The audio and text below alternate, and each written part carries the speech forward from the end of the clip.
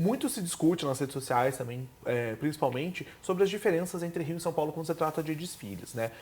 Vocês acham que existe ainda uma diferença muito grande nesses desfiles, na maneira como as escolas abordam os enredos, ou as coisas estão mais se equiparando no momento? Como é que você faz essa leitura, Thalita?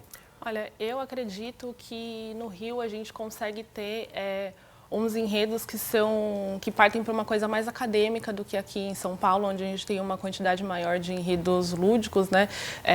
Por exemplo, esse ano no Rio a gente teve apenas Vila Isabel e Mocidade Independente com enredos que eram mais pro lado lúdico, né? O restante era mais voltado para a religiosidade, para o lado afro mesmo, que é a parte que eu particularmente mais gosto dentro do carnaval, dos enredos que as escolas abordam. E eu acredito também que no Rio o que impacta bastante é a forma com que a escola é julgada. Então, a quantidade, né, de paradas que a escola tem que fazer, que aqui em São Paulo é aquela coisa mais fluida, né, que a evolução pega a avenida inteira, e lá essas paradas técnicas para poder se apresentar para o jurado de uma maneira que seja ali em frente à cabine, né, não durante a avenida inteira. Então, acho que isso impacta bastante também no modo de julgamento, né, aquela parada da comissão, do casal, da bateria, enfim.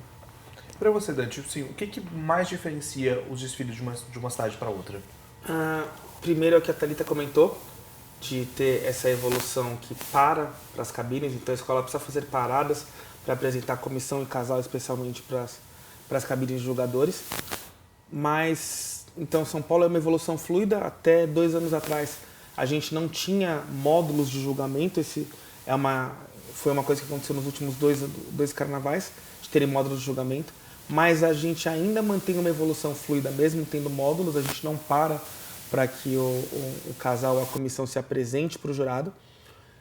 E tem uma questão de estrutura, onde quem vive os 2 carnavais sabe que São Paulo tem um nível de estrutura, de produção de desfile, espaço para colocar os carros na concentração, até mais avançada que a do Rio de Janeiro.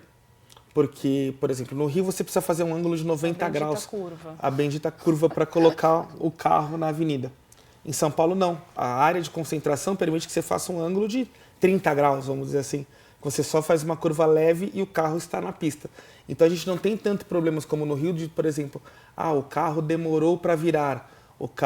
E isso impacta a evolução, porque eles estão com dificuldade. A gente consegue colocar os carros com mais facilidade e tem uma área de dispersão também muito boa.